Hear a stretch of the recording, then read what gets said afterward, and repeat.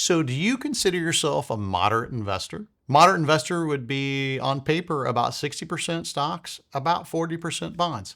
Can you believe that there's only one time in history that investments performed worse than a 60-40 portfolio?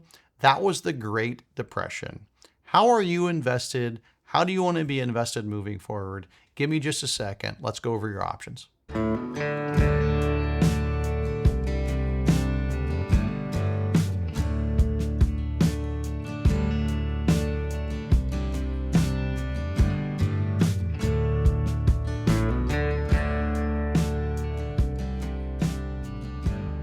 So it's impossible for me to go over all of the options in the amount of time we have here in the next few minutes.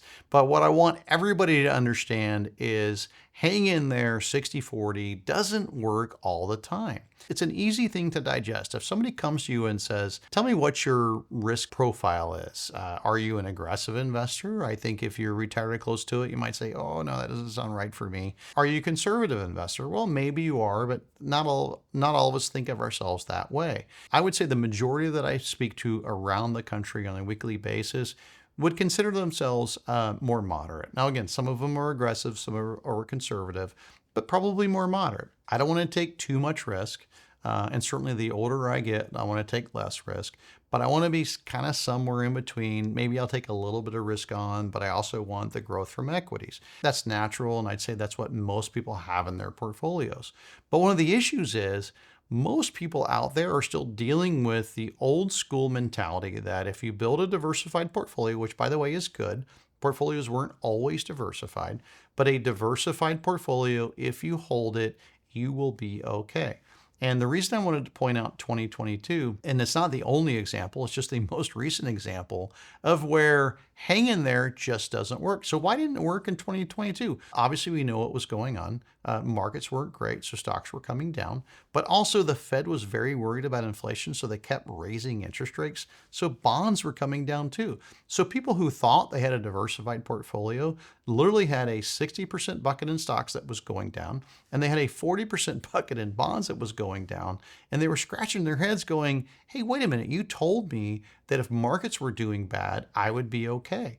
And that did not turn out to be the case. Enter the argument for, and it would be my argument, what if you worked with somebody who had a vested interest in you doing well? What if you worked with someone that charged you a fee to manage your portfolio?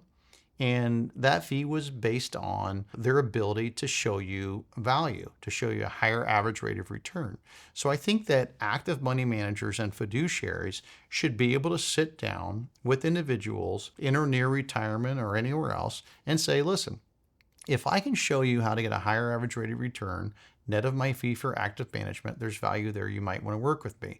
If I can not only show you a higher average rate of return, but reduce the amount of risk you're taking to get that return, that's potentially valuable to you. The idea, though, is over a long enough period of time, does that work? And so the argument would be, does hang in there work long term? Well, I would ask myself a question. Am I 20? Am I 30? Am I 40? What is my objective right now?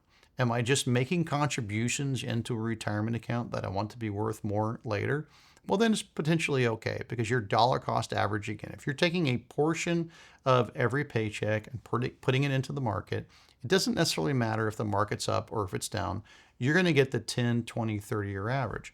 But if you're 50 plus, in particular 55, 60, 65, and you're making that transition from asset accumulation to asset preservation and distribution, going back to 2022, if somebody was telling you, hang in there, don't worry, you would be very, very upset.